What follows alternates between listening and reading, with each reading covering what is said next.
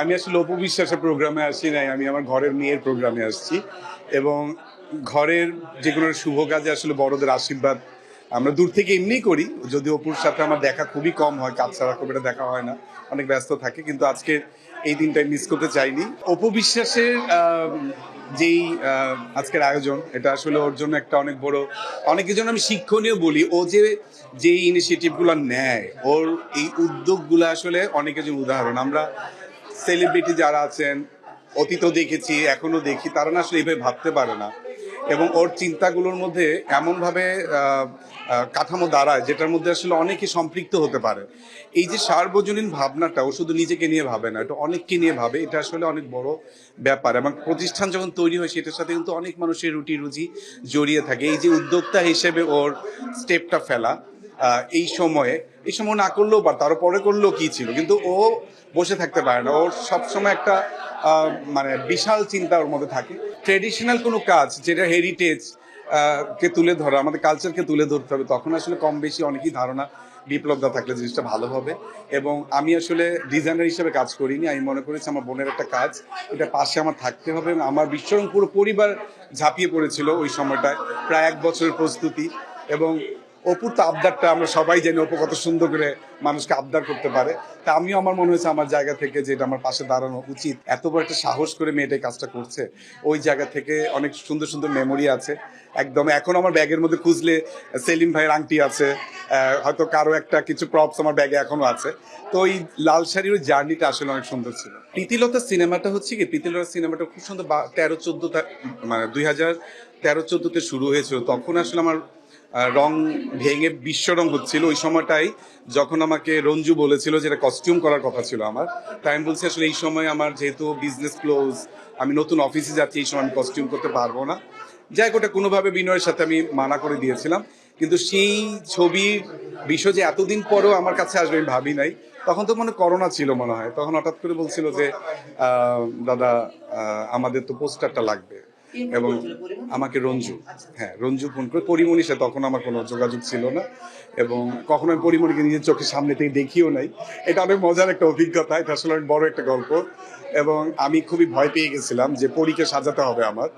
আমি বলছি আমার পক্ষে সম্ভব না, আমি যাই না, আমি খুব নার্ভাস ছিলাম। পরে বলছে না দাদা, আপনাকে থাকতে হবে। এবং এরপর আরো 2-3 জন সাংবাদিক ফোন করেছেন, সাংবাদিকদের ব্যাপার। তারপর যেদিন শুটিং ছিল, আমি গিয়ে মিরপুর শোরুমে বসেছিলাম, কারণ আমি যাওয়ার সাহস পাচ্ছিলাম না। কারণ আমার কাছে কেমন যেন মনে হচ্ছিল এটা আমার কাজ না, আমি যেতে পারবো না। পরে আবার পরি এসে বসে আছে, এরপর ফোন করলো, দাদা পরি এসে বসে আছে, আপনি আসেন। তখন মিরপুর থেকে পার্সোনাল মিরপুরে যাই।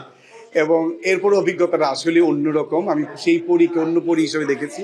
এবং সেই সুন্দর স্মৃতিটা এখনো আমার কাছে আছে। পরী এখনো দাদার মতো শ্রদ্ধা করে, ছোট বোনের মতো আদর করি। এবং কোন একটা প্রোগ্রাম হলে বলে একটু যেতে যাই, টুকটাক কথা হয়। এবং পরীর সেই, আমি মনে করি অনেকে মনে করছে পরী ওই সিনেমা প্রীতিলতা রিলিজ না পেলেও কোনো সমস্যা নাই, কারণ পোস্টার এত হিট। মানে এমন কোনো সুপারস্টার নাই, খোদ বিপাশ হায়াত পর্যন্ত আমাকে আমেরিকা থেকে ফোন করেছে, বিপ্লব এত সুন্দর কাজ বা এটা সেটা, মানে এত অ্যাপ্রিসিয়েট পেয়েছি আমি, অ্যাপ্রিসিয়েশন এটা আসলে ভাষায় প্রকাশ করার মতো না। এবং আমি অপেক্ষায় যে সিনেমাটা কবে শেষ হবে, অর্ধেক হয়ে গেছে, আর অর্ধেকটা যেই পোস্টারটা, আমি এই অংশটাই মানে বাকি আছে। এখন কেন করেন আমি জানি না, আমি ভাবছি এর মধ্যে পরীর সাথে কথা বলে জিজ্ঞেস করবো যে সিনেমাটা কেন শেষ হচ্ছে না। আমি আসলে ওকে, আমার যেটা মনে হয়, এবং বেশ কয়েকজন সেলিব্রিটি মৌ, মানে এরা না আমার কাছে আমার উশুশির মতো লাগে, বাচ্চার মতো লাগে। আমার সবসময় টেনশনে থাকি বাচ্চা হাঁটতে দিয়ে পড়ে না যায়, ব্যাপারটা এমন লাগে। তো লাল শাড়ি করতে গিয়ে হয়তো আরো বেশি আমি ওকে কাছের থেকে চিনেছি।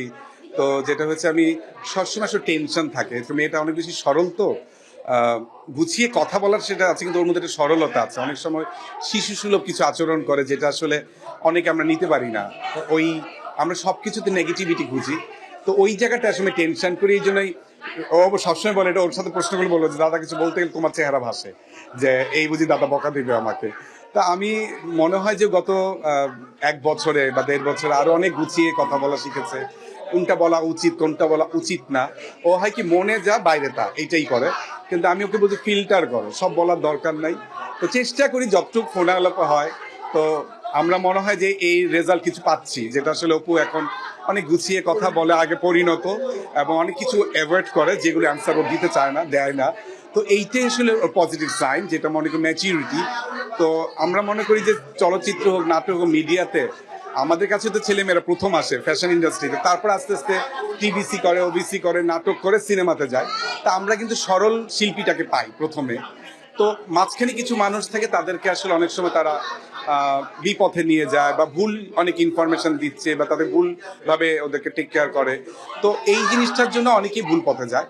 তো আমি রিকোয়েস্ট সবসময় করি, কারণ এরা আমাদের কাছে বাচ্চার জন্য, এবং আমরা চাই যে তারা শিল্পী হিসেবে অনেক দিন বাংলাদেশকে অনেক কিছু দিতে যেন পারে, সেইভাবে যেন সবাই তাদেরকে সাপোর্ট দেন।